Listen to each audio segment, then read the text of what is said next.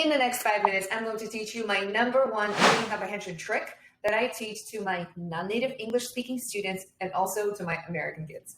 Before we begin, though, who am I? Why should you listen to me? My name is Kathy Severson. I'm the inventor of the Severson method. It's a scientifically proven way to learn anything fast, especially when it comes to reading comprehension.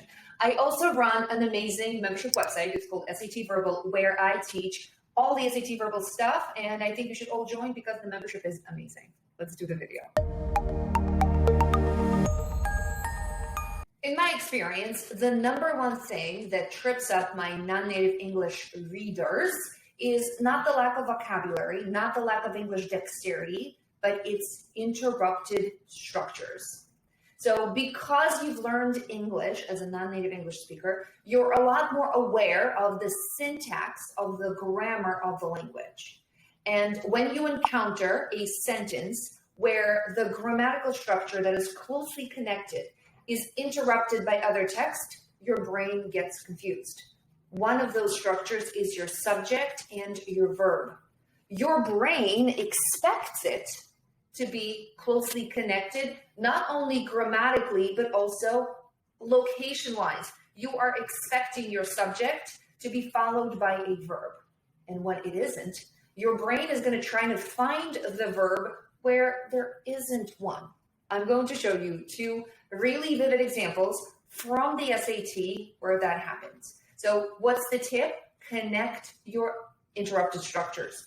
Identify them and then make sure you've been able to identify your subject and your verb. So let's begin by doing a little review. Interrupted structures are situations when closely connected words are interrupted, making the connection more obscure or more unclear. Here's what we're going to do. I'm going to time you chickens, and I'm going to give you 20 seconds to read a specific sentence. Then I'm going to take the sentence away from the screen. I would want you to write down the gist. And then I'm going to show you how interrupted structures really plays out in that sentence. So timing you now, 20 seconds. 1, 2, 3, go. Just the first sentence, all the way up to here.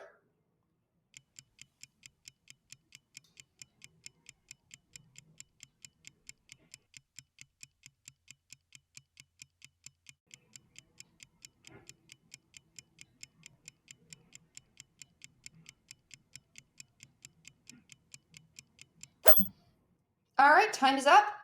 Write down the gist. What was the first sentence about?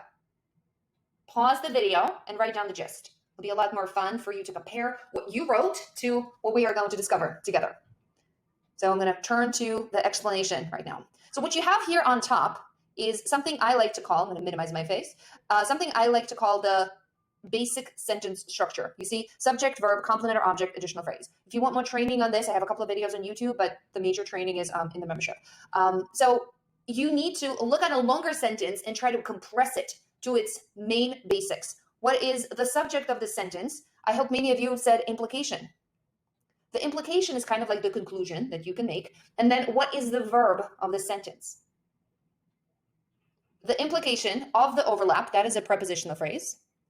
Between areas of brain, that is a prepositional phrase. And then responsible for recognition and areas responsible for sensory and motor processing. All of this is just modifying the conclusion. The conclusion or the inference that you can make from the overlap between the areas of the brain responsible for cognition, thinking, and the areas responsible for sensory and motor processing. The inference is, that is your verb. The implication is, so what's the implication? That perhaps the operations of cognition are implemented at least in part via sensory and motor structures. So your summary should have been something like this. The implication of the overlap is that cognition or operations of cognition are implemented by sensory and motor structures. How did we just do that? We looked at our interrupted structures. I saw, and I actually have that expectation for longer sentences, that there's a very high chance that my subject and my verb are going to be far removed from each other. So here, the implication or the conclusion is, what's the conclusion? Is that the operations of cognition are implemented at least in part by sensory and motor structures. And then the next sentence is very interesting too. That is, they say, right? That is a structure that points to definition. whenever you see that is, or whenever you see colon or a dash, or maybe they put parentheses, or maybe they say that is to say, that means that they're going to define what they just said. So whenever you encounter a sentence like this, the last thing I want you to do is to read until the word structures and say, oh, I didn't understand anything. Let me reread this. Quite the opposite.